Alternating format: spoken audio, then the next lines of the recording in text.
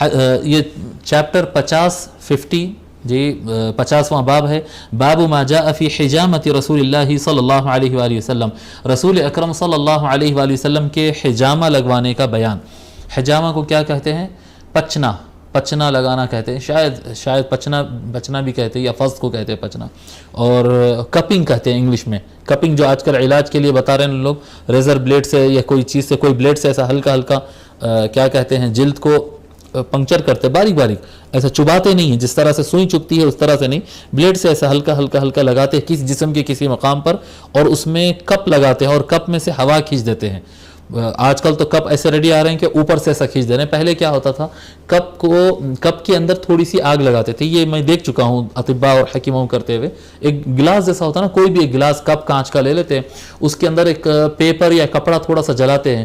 ہوا گرم ہوتی ہے تو باہر نکل جاتی ہے، اچانک وہ کپڑے کو ہٹاتے اور وہ جسم کو لگا دیتے، تو تھوڑا ریزر لگائے تھے وہاں پر، تو جسم ہلکی رگوں میں جو ہے، جلد میں جو ہے تھوڑا سا کٹ جاتا، اس کے اوپر جب لگتا ہے ہوا میں ٹھنڈک آتی ہے تو وہ قریب ہوتی ہے تو وہ کھینچنا شروع ہو جاتا ہے، جی وہاں پر ویکیوم آ جاتا ہے، وہ ویکیوم کو وہ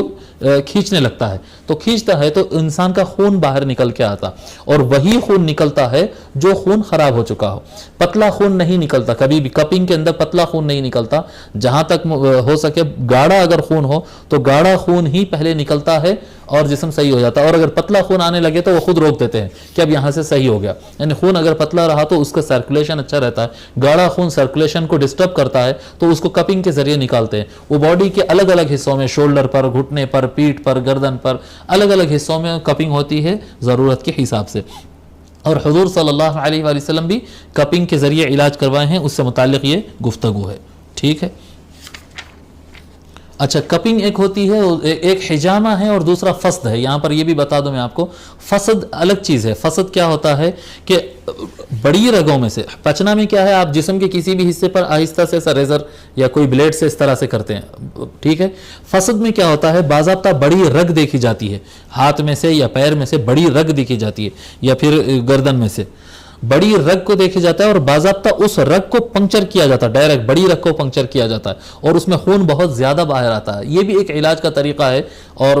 زیادہ خون اس میں باہر آتا ہے، اس کے بعد آدمی کے سرکولیشن صحیح ہوتا ہے، وہ بھی ایک طریقہ ہے۔ حضور اکرم صلی اللہ علیہ وآلہ وسلم، جہاں تک میری اسٹڈی ہے، انہوں نے فسد نہیں فرمایا، آقا صلی اللہ علیہ وسلم فسد نہیں کیے ہیں، لیکن حجامہ کیے ہیں۔ کپنگ کا جو ہے یہ آقا صلی اللہ علیہ وسلم نے کیا ہے، اور اس سے اطباء یہ بات بتاتے ہیں، اس کا مطلب یہ ہے کہ اس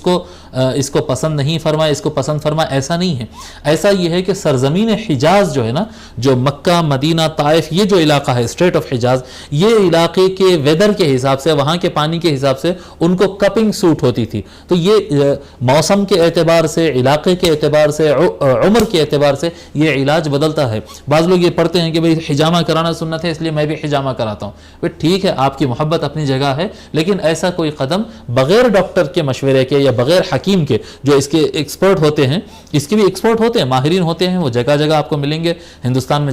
ہر جگہ آپ کو اس کے ماہرین ملیں گے، وہ ماہر سے کانٹیکٹ کر کے، ان سے مشورہ کر کے ضرورت ہونے پر ہی حجامہ کرانا چاہیے۔ حضور اکرم صلی اللہ علیہ وآلہ وسلم کی سنت ہے، اور اگر آپ کرانا چاہ رہے ہیں تو بالکل، لیکن ماہر کے مشورے سے،